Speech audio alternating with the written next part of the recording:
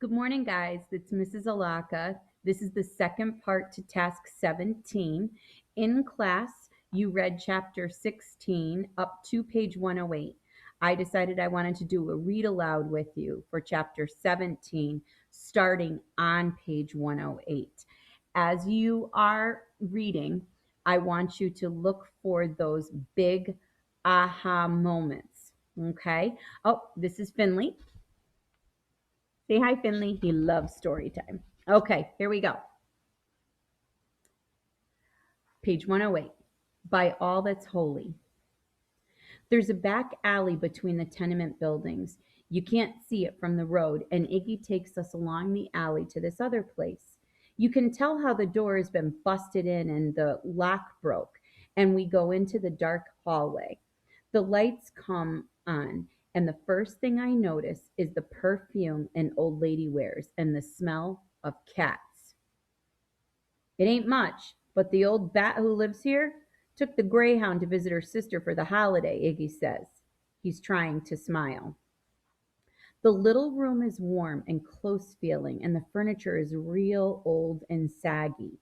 There's a big old TV with a doily on the top, and an empty goldfish bowl, and piles of newspapers tied up neat with string, and a Bible on this little table by the TV. There's also this trick picture of Jesus on the wall where his eye keeps following you, and you go cross eyed looking at it. Ain't much worth taking, Iggy says. My father is looking around, making sure the curtains are closed. You'd think I'd steal from some old woman, he says. Iggy shakes his head. I sure don't. Never you mind, my father says. This will do in a pinch until we get started. I'd better get back to Loretta. You do that. My father watches the door shut behind Iggy and he doesn't say anything. I'm just standing there in the middle of the room because I don't know what he wants me to do. Make yourself comfy, boy, he finally says. I'm going to check we have a back way out. I'm looking at the door we came in by, just looking, when all of a sudden he's there behind me and I feel the cool air of him on the back of my neck. You wouldn't light out on me now, boy. Oh, sorry, I read that wrong. You wouldn't light out on me now, would you? No, sir, I wouldn't. Sit down, he says. We need to talk, man to man. I sit down in this old lady chair that's so soft, I almost sink through to the floor, and I'm wondering what happened to the cats? Maybe she took them with her to visit her sister, or maybe Iggy let them out and they can't come back in. He leans over me and he puts his big hands on the arms of the chair and he says, now, your grandparents say you're nothing but a dysfunctional retard, but no kin of mine is a retard. And that's a fact. So, first thing, you've got to start acting smart. Use your head. We've got a situation going here, boy. So the way to handle it, you just do exactly what I say, no matter what. Understand? Yes, sir. His hand shoves through my hair, and I can feel how strong he is, even though he doesn't hurt me. That's good, he says. That's real good. He goes into another room, and I can hear a door banging and stuff being moved around. And when he comes back, he's got this rope in his hands. A boy who doesn't know his own father might be dumb enough to run away, he says. We can't have that, can we? No, sir. No, sir, what? No, sir, we can't have that. What he does is tie up my feet and hands, and then he loops the end of the rope around his waist. I'm taking sack I'm taking sack time while I can, he says.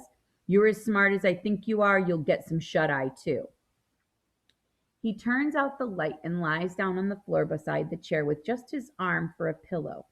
And for a long time, I can tell, I can't tell whether he's asleep or pretending. Then I decide it doesn't matter. If I move, the rope will surely wake him. It seems like we're frozen inside that room, even though the air is warm and stuffy. The soft chair keeps a hold of me. I'm not strong enough to get up. My feet and hands are getting tingly where they're tied, and pretty soon I can't even keep my eyes open. I'm half asleep, dreaming a cat is in the other room mewing for milk, and I'm still thinking about that cat when something tugs me. He's sitting there in the dark so I can't see his face, and he says, "Wake up, sleepyhead." I better tell my own son a thing or two he needs to know about his own father. First thing, like I already said, I never killed anybody. I'm big like you're big, so folks assume things they shouldn't. You understand what I'm saying? Yes, sir, I do. Good. Now, the other thing is the geezers you've been living with all these years. I bet they never gave you the presents I sent you, did they? No, sir, they didn't. He shakes his head real sorrowful. That's a crime, not giving a boy presents from his father. I suppose you didn't get the letters I sent. No, if they didn't give you the presents, they likely tore up the letters. Another crime against humanity. That's what that is. They hated me from the first sight on account of my appearance and because I wasn't good enough for their precious daughter. As if a man should be blamed for how fearsome or cruel he looks, when in fact, he's truly a loving person inside, which I am. I can hardly see a sad movie without crying, and I'm not afraid to say so. There's just enough street light coming through the curtains so I can make out a part of his face when he turns it. You can see where there's a wet spot on his cheek, and he brushes it away.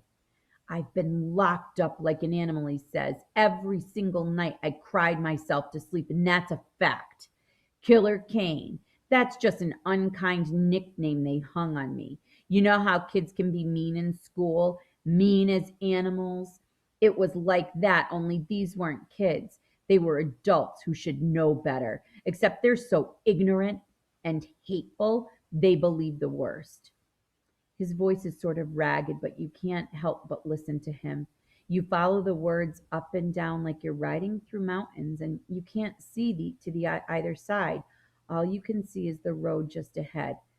Great injustice was done to me, boy, he says. What those people did, they stole my life. They took years away from me. Might as well have cut out my heart with a knife. That's how it was to lie awake each night and think about the injustice was done to me. They blame me for all the wrongs in the world, those people, by which I mean the geezers, her folks, and that and they always hated me, and of course the police who failed to see the truth of the situation. He stops to rub away another stream of tears. There's no crying in his voice. You can't hear it there, but sure enough, the tears are all over his face, slick and shiny in this pale, pale light. I woke up just now, worrying that you might wonder why I never did mention her. Your mother. You might still be thinking the wrong way on that and believe what they told you. You being such a tiny little thing when it happened. How could you know the truth of it? He gets up then, and he goes over by the TV set, far enough so the rope is tugging at me. Then he's back and he's got a book in his hands. You know what this is, boy? The Bible, I say. You can tell that in the dark, can you? That's fine. What I'm going to do, I'm putting my right hand down on this Bible. See? Yes, sir, I see. And I'm putting my other hand over my heart. Can you see that? Yes, sir, I can. That's good, boy. Now listen up. I, David Kane, do swear by all that's holy that I did not murder this boy's mother. And if that isn't the truth, may God strike me dead. I'm waiting to see if something happens, and nothing does. The room is the same. It smells of old lady perfume and missing cats, and my hands and feet are still tied by rope to his waist. Satisfied? He says. I want to answer him, but my throat closes up and my tongue is so dry I can hardly open my mouth. I keep thinking about how heavy his hand was on that Bible. I asked you a question, boy. Yes, sir, I say. I'm satisfied. He lies back down after that, and pretty soon he's breathing heavy again. I can't sleep, though. I just sit there like a lump until the sun comes up, trying not to think about things I didn't want to remember. All right, guys. Um, you should have some annotations done for this chapter before we go into chapter 115, on page 115, which is Never Trust a Cripple. I would, you can replay the videotape and go back with the book in your hands and get that done. Again, looking for big moments.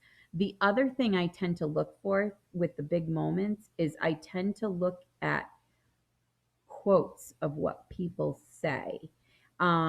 Sometimes I get triggered by those things. What are people saying out loud and what's actually happening? So, anyway, those are some big hints. I hope you enjoyed the chapter. I know Finley did. Finley, say goodbye bye. Bye bye. Okay, we'll talk to you later.